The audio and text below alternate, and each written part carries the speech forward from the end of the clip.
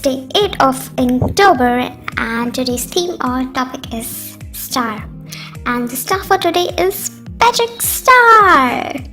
Of course you know him because he is SpongeBob's best friend, but the fact that you might not be aware of is that he was created by a marine biologist, which is such a cool thing. Maybe someday I'll have my own character or my own cartoon or my own comic or whatever, but till that day, let's just make videos.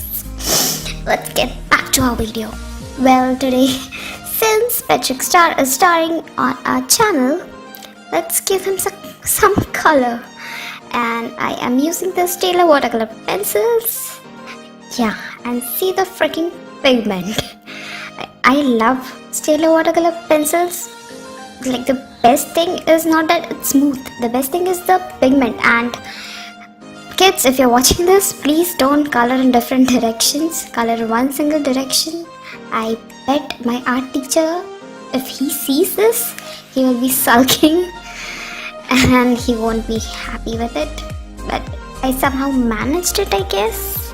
And just outlining the shit out of Patrick Star. Yeah, and some finishing touches here out, and we are done.